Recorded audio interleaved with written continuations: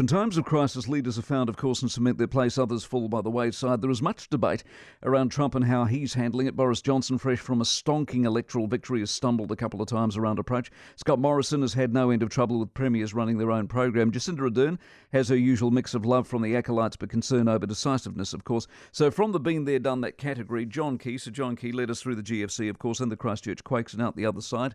And he is with us. Good morning to you.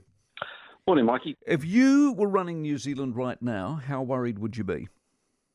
Oh, worried, because I think what's really unique about the situation is that normally we deal with a crisis, and it's the GFC or a Christchurch earthquake or whatever it might be. It's a single crisis. These are simultaneous crises, and while I accept that the health crisis leads to the economic crisis, actually, what you need to do and the way you need to handle them, I think over time, not immediately, but over time, will actually change path a little bit and require different responses. So, firstly, it's the complexity. And then the second thing is, if you think about, say, Christchurch earthquakes, okay, the economic impact of that was regional. So it was very much in Christchurch and Canterbury area. This is nationwide, so it's the sheer scale of it from an economic perspective. So, you know, it's all of that's what makes it so difficult at the moment, I think, is that you've just got these two situations, but also with, you know, kind of the GFC cubed, really. Would you have done anything differently so far?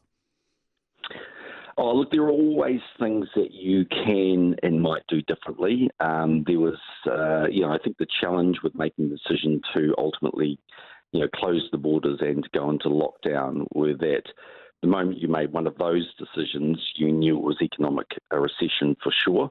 But on the other side of the coin, obviously you're dealing with health issues, which, can and hopefully won't, claim the lives of many thousands of New Zealanders. So it's a very difficult situation. So, look, I could critique all sorts of different things. I think the obvious thing that people have talked about is the quarantine position when people come into the country. Yeah.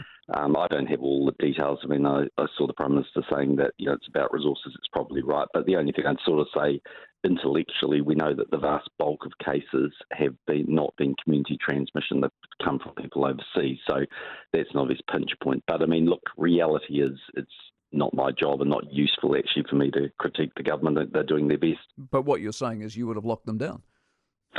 No, I'm just saying they're all the things you have to go through. I mean, look, funny thing actually, and I often found in these situations is that, and it's true not just of a crisis actually, of a lot of economic debate or a lot of political debate, is sometimes the politicians are ahead of the public because of what they might see happening internationally or somewhere else, and you actually need time for things to catch up. So, if a few weeks ago we had said, look, you'll all be, pretty much living in your homes, restricted to going for a walk, not able to do all these different things that we just call normal life and take as normality, I think we would have looked at each other and thought, that's pretty odd and not going to happen.